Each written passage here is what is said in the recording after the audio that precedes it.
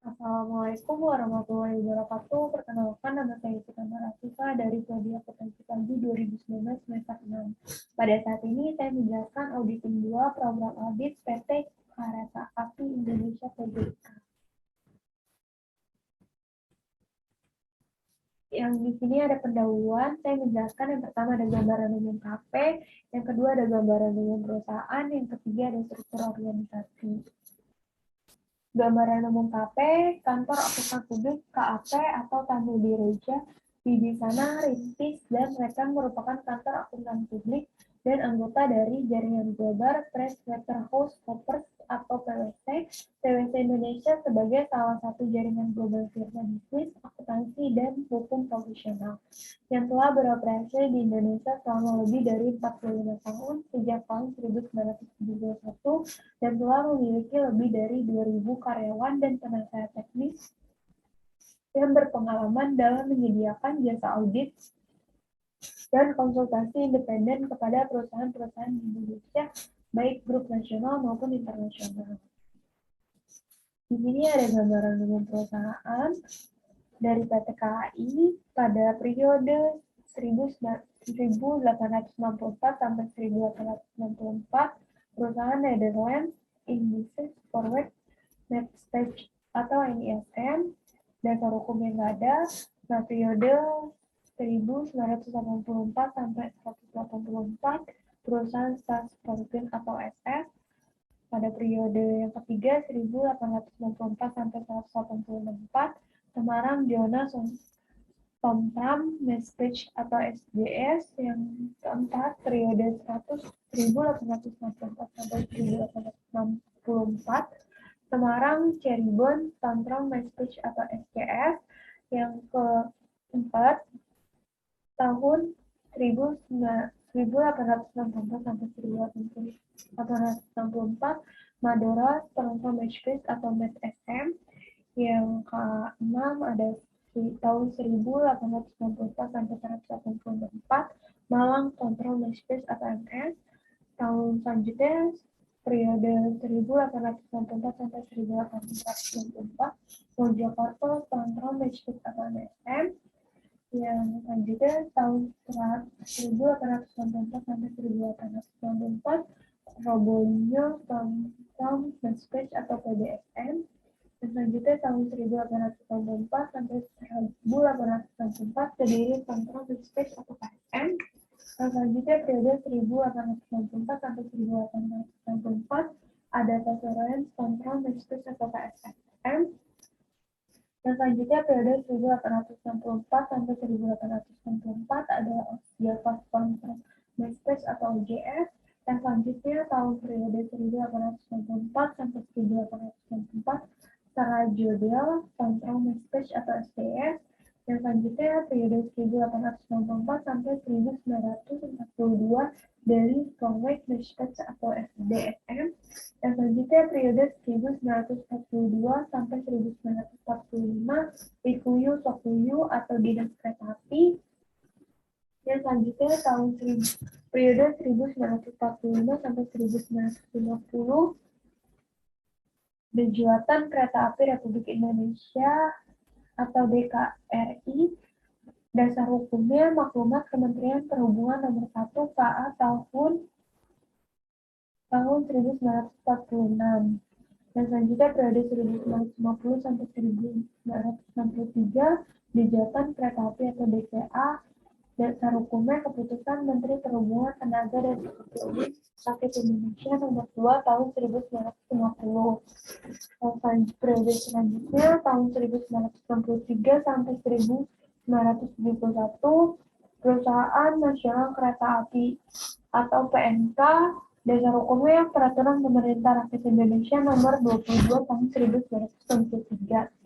Periode selanjutnya 1971 sampai 1929, Perusahaan Jawatan Kereta Api atau PJK. Dasar hukum Peraturan Pemerintah Rakyat Indonesia nomor 61 tahun 1971. Nah, di sini ada struktur organisasi PT Industri Kereta Api.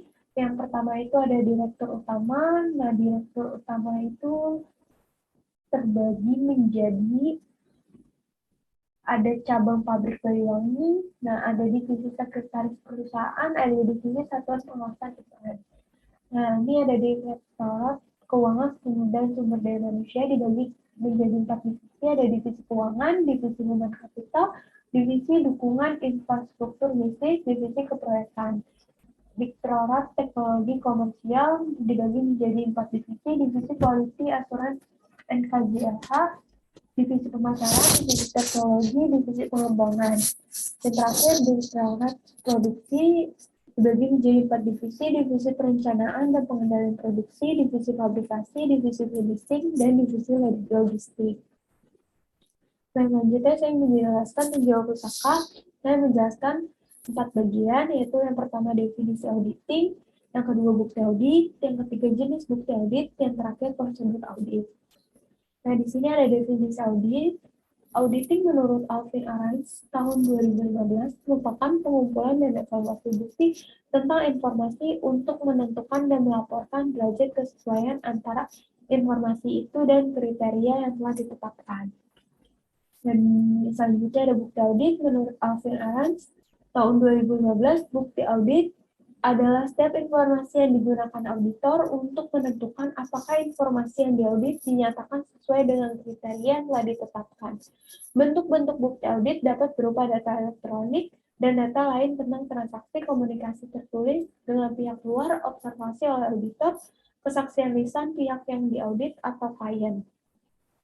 Nah, selanjutnya itu ada jenis bukti audit. Yang pertama pemeriksaan fisik, kedua konfirmasi, ketiga inspeksi, keempat prosedur analisis, kelima wawancara dengan klien, keenam rekalkulasi, ketujuh pelaksanaan ulang, dan yang terakhir ada observasi. Nah, di sini ada prosedur audit menurut Alvin Arantz tahun 2015 adalah rincian instruksi yang menjelaskan bukti audit yang harus diperoleh selama audit. Pengujian pengendalian, prosedur audit, pengujian substantif atas transaksi, prosedur analisis, pengujian substantif atas rincian saldo. Nah, selanjutnya itu ada pengujian pengendalian dan pengujian substantif atas transaksi. Untuk penjualan pada PT KAI Tbk, yang terbagi menjadi 3 kolom. Kolom yang pertama itu ada tujuan audit yang berkaitan dengan transaksi. Tujuannya itu penjualan yang dicatat benar-benar dikirim kepada pelanggan, non-fiktif atau ketersediaan. Kolom kedua itu ada penjualan pengendalian, yaitu yang pertama memeriksa pesanan pelanggan yang menyangkut bukti persetujuan kredit. Yang kedua memeriksa faktor penjualan untuk mendukung bill of lading dan pesanan pelanggan. Di kolom ketiga ada pengujian substantif atas transaksi penjualan. Yang pertama memeriksa urutan faktor penjualan, yang kedua mereview jurnal dan file induk. Yang ketiga menelusuri ayat jurnal penjualan ke dokumen pendukung.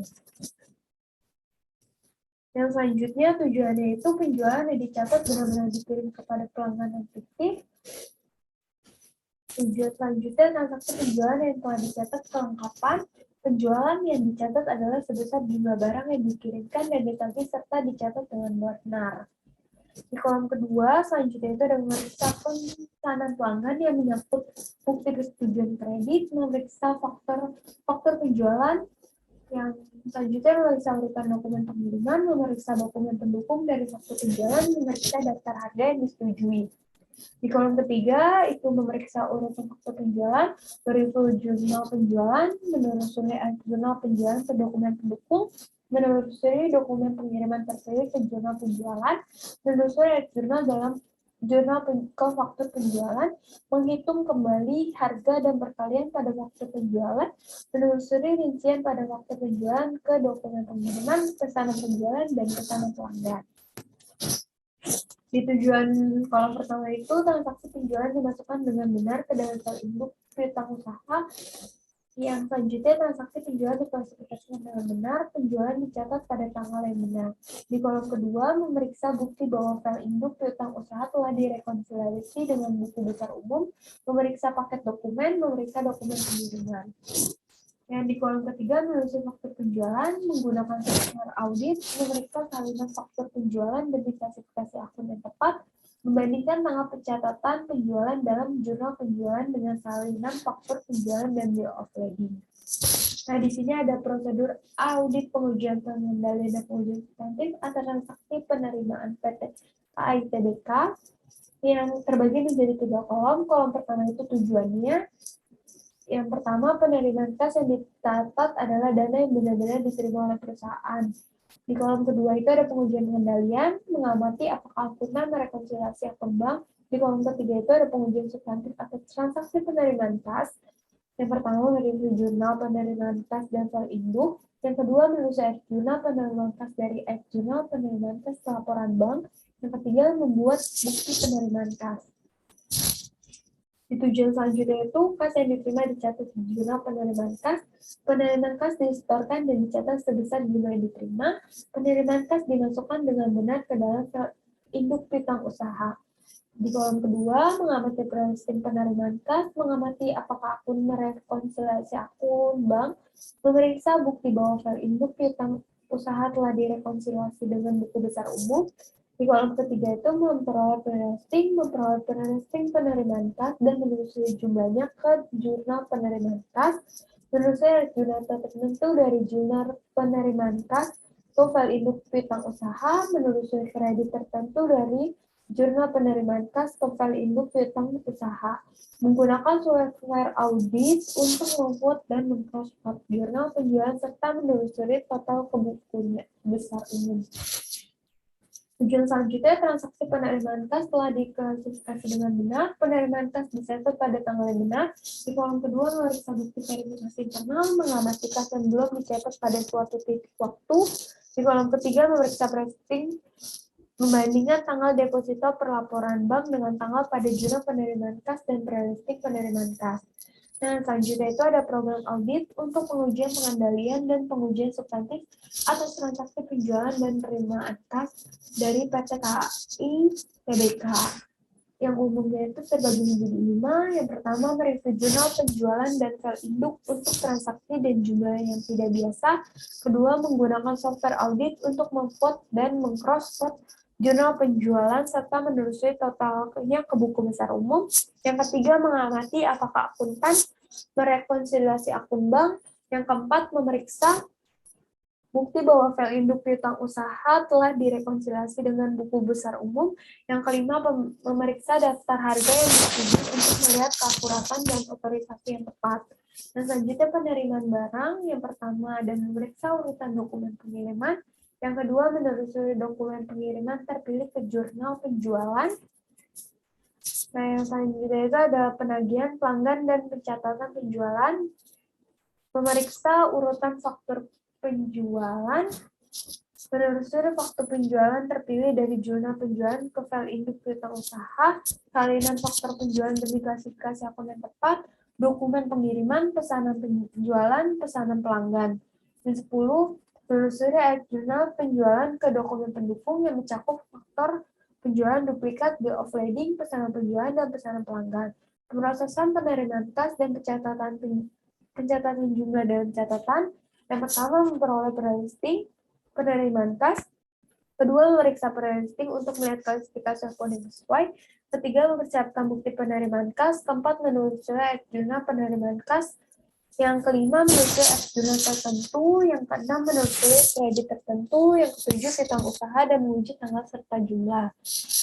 Nah, selanjutnya itu ada kesimpulan dari pembahasan pada bab sebelumnya. Dapat diambil kesimpulan bahwa prosedur audit melibatkan pelaksanaan prosedur untuk memperoleh bukti audit tentang angka-angka dan pengungkapan dalam laporan keuangan konsolidat.